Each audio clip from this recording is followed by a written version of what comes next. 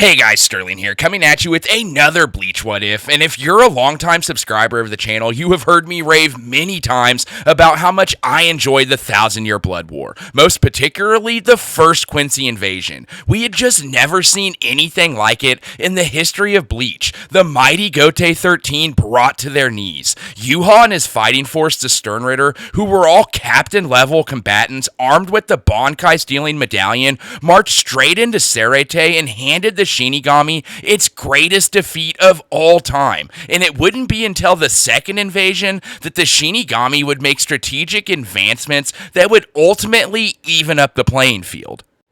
One of these advancements would be to the Gote itself, with the newly appointed Captain Commander Shikia making the decision to sacrifice his healer in order to unlock Kenpachi's true power, ultimately allowing him to access not only Shikai, but later on Bankai as well. This decision would go on to pay great dividends. Now this is where we get into our what if question. What if Kenpachi had unlocked this power sooner, like before the war even started, meaning when the Quincy's invaded the first time, they wouldn't be dealing with a self-restricted Kenpachi. They would have to contend with a Kenpachi that had mastered the sword, an absolute demon. This hypothetical what-if story and discussion allows us to explore a variety of fun possibilities. With this story and discussion, we will get to see something we have never seen before. A Kenpachi who is up to speed with his Shikai and Bankai. So there won't be any of this body breaking down on him like in his fight against Gerard. Kenpachi has mastered his Shikai and his Bankai, and he is an absolute monster at this point. We will then take this hypothetical Kenpachi and insert him into the first invasion. So we will get to see Kenpachi versus multiple different Sternritter and maybe even a pre-almighty Yhwach. Guys, all these character interactions between Kenpachi, the Sternritter, the other captains, it's absolutely incredible, and I know you guys are going to love it. Ultimately, we want to decide whether or not this hypothetical Kenpachi can change the tides of the first invasion. So let's dive right into this Bleach alternate universe and explore it together, and as always, let me paint you a picture. Our location is Zaraki. The first Quincy invasion is well underway. The captains of Squad 6, 10, 2, and 7 have engaged enemies. The captain of the 8th Division, Shikia, is also in a fierce one-on-one battle with what appears to be the Quincy's speedster. The light-on-his-feet combatant has not only exchanged attacks, but has begun to partake in a bit of a conversation with the ever-aloof Shikia. Your efforts are futile. Although your numbers are large and your blades are indeed formidable, you will soon find out the power of His Majesty, for it far outweighs anything you Shinigami could ever muster. Yeah, that very well may be true, Kuraku responds. You Quincy sure are tough, but you made a grave miscalculation that may just come to bite you. And as if Kuraku's words had triggered a timer, a massive amount of spiritual pressure spreads through Zaraki like a massive tsunami. Speak of the devil, you Sternritter are in real trouble now. Alright guys, I already have to cut in because as you can see, our setup for this one is absolutely incredible. Here we have it, the invasion has begun, and in this alternate invasions of sorts, we have a Kenpachi who has just entered the battlefield. Guys, this scene would be absolutely incredible. I compare it almost to when Yamamoto entered the battlefield. Everyone's spirits would be lifted. They'd be like, yes, Kenpachi is on the battlefield, and everyone would feel it as well. And here you have Robert and Kuraku, and they're engaging in an interesting conversation. At least I found it fun because Robert is telling Kuraku, like, hey, we're about to wipe you guys out. We are way too strong. And Kuraku kind of just chuckles and is like, yeah, that may be true. You guys are strong, but we have a Kenpachi. Very similar to Tony Stark in the Avengers when he tells Loki, like, yeah, you may have a massive alien army, but we have a Hulk. So the Soul Society has their Hulk in Kenpachi, and he has just entered the battlefield. Diving back into our story, we now go to the location where the immense spiritual pressure is emanating from, to find Kenpachi having his way with two Sternritter. They were no match, as if slicing through air, he finishes off both. But before he could even flick the blood from his blade, an eerily familiar voice grabs Kenpachi's attention. And rightfully so, for it was his voice. He was about to do battle with a copy of himself. Alright guys, so here we have Kenpachi standing face to face with the Sternritter twin, Lloydroid, an 80% clone of Kenpachi at this point. Now we're going to get into the Lloydroid twins in another video, but Kenpachi's about to do battle with Lloyd. Now this isn't a battle that I want to spend a ton of time on. That time will be better spent talking about Kenpachi's upcoming battle with Royd, aka Fake Yhwach, but I also don't want to overlook this battle either. Something I like to do with this channel is paint a picture of things that we didn't get to see in the actual series, so I think it would be somewhat sacrilegious for this channel, for this What If series, if we didn't at least take a tiny look at this battle. Art and animation wise, this battle would be absolutely insane. I'd even go as far as calling it a spectacle. It's something that I would love to see. I'm always talking about animating certain battles. Well, this is one of them. You'd have to keep in mind that this is a hypothetical Kenpachi in an alternate timeline. So this version of Kenpachi is monstrously stronger than the one that we saw in the actual story. But I do think just like in the actual manga and anime, the real Kenpachi does end up winning this fight. Just like in the actual story, he says, like, yes, I struggled a bit, but I just had to get a little bit stronger to beat myself. Now, I didn't want to skip this fight because, like I said, it would be an absolute spectacle and something that I would love to see. But like I said, I do think ultimately, just like in the story, the real Kenpachi wins this insane battle. After his insane clash with Lloyd, Kenpachi is beyond eager for his next battle. His bloodthirsty sense for violence would actually come in handy for the Soul Society, particularly Byakuya. For Kenpachi, searching for his next combatant would stumble right into Byakuya's battle with As Nodt. At this point, Byakuya has had his Bankai stolen and is on the brink of death. As Nodt almost seems pleased to see Zaraki as he leans over and begins to speak. It's you, Kenpachi Zaraki, or potential.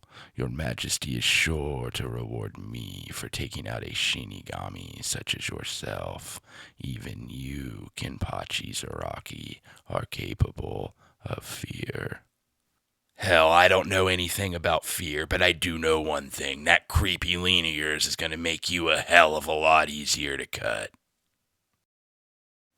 Alright guys, here we have it. Our What If story is really picking up now because we have Kenpachi coming to the rescue of Byakuya. Now, I will have to apologize for my terrible voice acting, but until the channel can just pick up a little bit more traction, a little bit more funding, and these can become actual real animations like we have planned for the future, you're just going to have to continue with good old Sterling dubbing these voices. But it still doesn't take away from the fact that this story is absolutely incredible because now we get to see a battle versus this Kenpachi, this alternate Kenpachi, who is much, much stronger than in the original story against As Nodt. Now, guys, I need your help. Tell me in the comments below, do you think the fear would have any effect on this Kenpachi? Guys, in my opinion, I don't think that shrift would work on Kenpachi whatsoever, okay?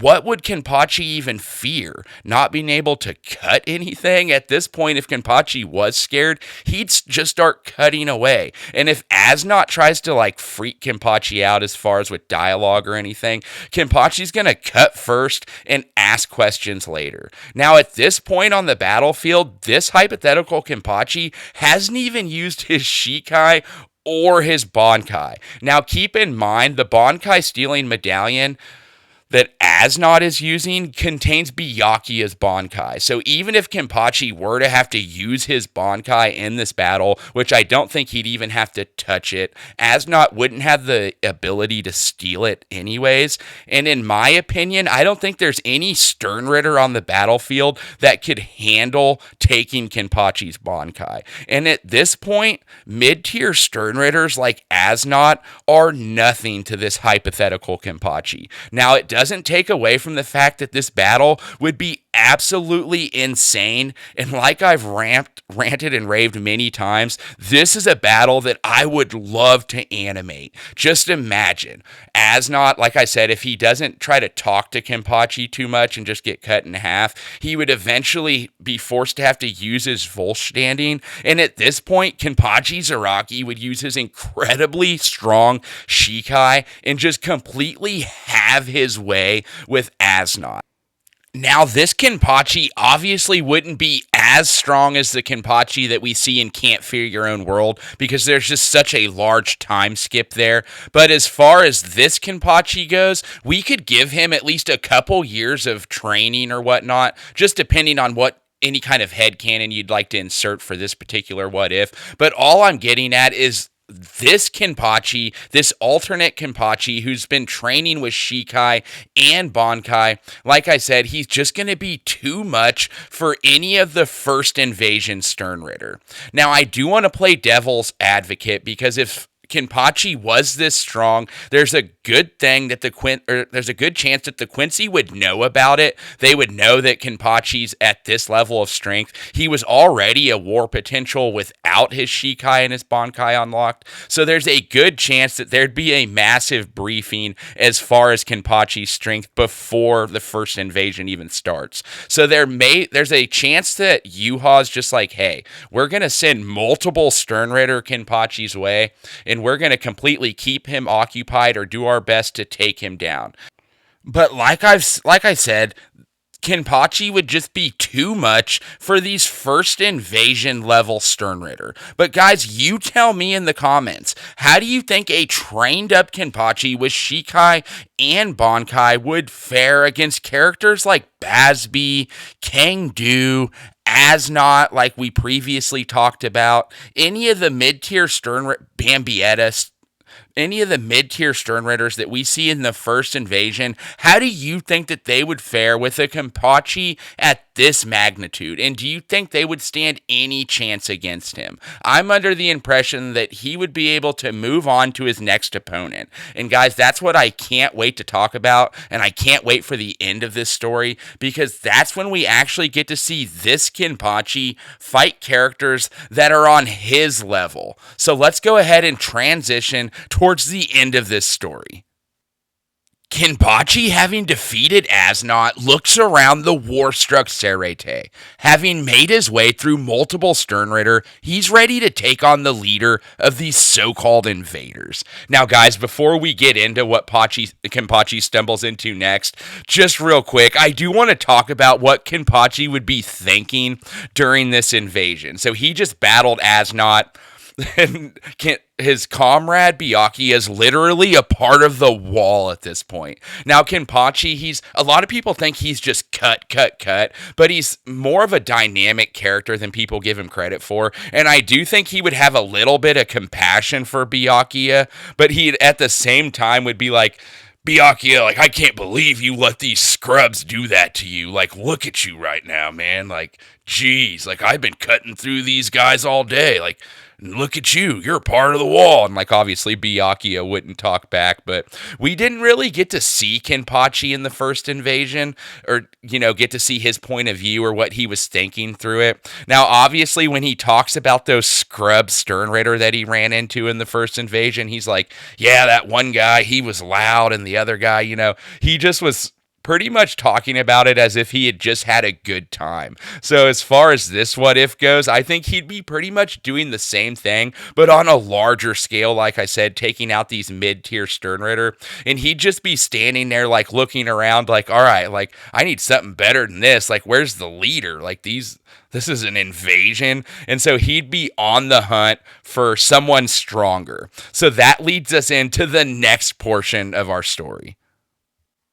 So, in typical Zaraki fashion, he's on the move looking for his next battle, particularly the leader. Now, Kenpachi wouldn't have to go far because after less than a minute of searching, Kenpachi notices a man dressed quite differently than the others he had fought. This man before him was draped in a long black cloak. Accompanying the man in the black cloak was a stern ritter, medium in stature, with long blonde hair. Now, guys, this is getting absolutely incredible because who Zaraki's just ran into is none other than fake Yhwach, the other Lloydroid twin. Now, guys, this is absolutely incredible because Kenpachi is going to get exactly what he was looking for, an epic battle. Now, Kenpachi's elated because there's not just one combatant, there's two. But little does Kenpachi know, he may be breaking off more than he can chew. The severity of the situation didn't bother Kenpachi at all. In fact, he was practically salivating at the chance to fight someone stronger. Zaraki has no Zarashi released and attempts to land the first strike, but before his blade could connect, the mysterious Quincy combatant deploys a reishi shield of sorts, sending Kenpachi backwards. This fight was proving to be exactly what Zaraki wanted, a challenge. Kenpachi would attempt to strike fake Yhwach, but to no avail. After many exchanges, these two combatants seem to be fairly even. But suddenly, Kenpachi stops dead in his tracks, and a familiar voice begins to call out to him. "It's time to use me, Kenny. You have to. There's no other option." And out of nowhere, Zaraki's spiritual pressure amps up to the complete max, and he turns to fake Yhwach and utters the words, Bankai. Alright, guys, I couldn't be any more excited because we are finally at the point of the what if story where this hypothetical Kenpachi has released his Bankai. Guys, this is absolutely insane. So before the Bankai releasal, fake Yhwach and Kenpachi, they were going at it. Now keep in mind, Kenpachi is using Shikai and fake Yhwach has like, I think 80% roughly of Yhwach's abilities at this point. Not the almighty, of course. But anyways, the battle before Kenpachi activating his Bankai is fairly even, and they're going back and forth, and that would be an extremely fun battle to see. No Zarashi's out, Shikai out, and you've got fake Yhwach, and they're bouncing around Serete, just completely destroying it in their battle. Guys, this battle would be so much fun. I cannot get over how much fun this would be. But anyways, Kenpachi's unleashed his Bankai, and now, guys, this is where fake Yhwach really gets the beatdown of a lifetime. Just like the way Yamamoto handed the beatdown to fake Yhwach, Kenpachi would do the same thing. Now, guys, this would be an absolute spectacle. Now, as far as Kenpachi's Bankai goes, I love it. The broken sword. Now, guys, I was a huge Hellboy fan growing up, so it kind of reminds me of Hellboy. But anyways, that's a tangent for another day. I love Kenpachi's Bankai, and at this point, it'd be maybe the second or third time he'd be activating it, so he'd be able to use it for a significantly more amount of time before his body would break down. Now, obviously, it wouldn't be mastered. You'd need 10 plus years to do that, as Byakuya states in the Soul Society rescue arc. But still, this Kenpachi's a prodigy, and this version that's fighting fake Yhwach right now with his Bankai released would be absolutely overwhelming for fake Yhwach. Now, guys, tell me in the comments below, how do you think this battle would go? Do you think Kenpachi would have enough strength to be able to take down the fake Yhwach just like Yamamoto did? I want to know in the comments how you think that battle would go. I think you'd be absolutely insane, but once Kenpachi activates his Bankai, obviously it would, like I said, it would just be too much for the fake Yhwach, but I would love to see it. It's one of those battles that I would love to animate in the future. Kenpachi rages uncontrollably as he hacks away at the lifeless Stern Ritter. Even after a few years of training, Kenpachi still wasn't able to control the bloodthirstiness that accompanied his Bankai. He had set his eyes towards the blonde-haired Stern Ritter when out of nowhere a weathered voice catches Kenpachi's raging ear. "I hadn't planned on making my entrance this soon, but I'll make an exception for a beast such as yourself. I was right to label you a war potential. Your power is outstanding, but this is a purge. Stand still. You die where you stand." The real Yhwach summons his sword. As Yhwach's sword forms in his hand, Kenpachi attempts to move, but his body, just like in his fight with Gerard, gives out on him, leaving him defenseless. Yhwach gathers the reishi around his sword and is intent on laying the finishing blow when a wall of flame saves Kenpachi. It's none other than Genryusai Yamamoto, the head captain of the Gote 13. And with the head captain's entrance, that ends our what if story for today. But I don't want to end the discussion. We can take a look at Yamamoto versus the real Yhwach, like if he were to fight the real Yhwach in another what if. But more or less what happened at the end of our story is Kenpachi has a fierce battle with fake Yhwach. He even uses his Bankai. Obviously, it proves to be too much for the Stern Ritter twin, and Kenpachi completely has his way with him. Now, after expending so much power and Bankai, when the real Yhwach finally made his entrance, Kenpachi had nothing left, and the real Yhwach was about to do away with him when obviously head captain Yamamoto comes and saves the day. But guys, what did we learn in this what if? What did we explore? We explored that if Kenpachi had access to Shikai and Bankai going into the 1,000-Year Blood War, that he'd be an absolute menace for the Stern Ritter. Obviously, like we explored in the story, Stern Ritter such as Nodt, Stern Ritter such as Baz B, mid-tier Stern Ritter, they wouldn't be able to combat a Kenpachi at this power. Like I said, this version of Kenpachi is incredibly strong, and that's why we wanted to take a look at him and if he would affect the 1,000-Year Blood War in a major way. And guys, I would say it's half and half. Yes, this version of Kenpachi with Shikai and Bankai would help change the tides of the war slightly, like as far as like he may come and help out a few people, but guys, the Quincy still have their Bankai stealing medallion. Like I said, I didn't think it would work on Kenpachi, and if a Stern Ritter was able to steal it, it would completely destroy their body because not even Kenpachi can handle it. But like I said, other Soul Reaper, they're getting their Bankai stolen. It's still pretty terrible for Soul Society. They still weren't ready for this per se. I mean, just because, like, even if they had a trained up Kenpachi, the Soul Society would still be in a terrible place, guys.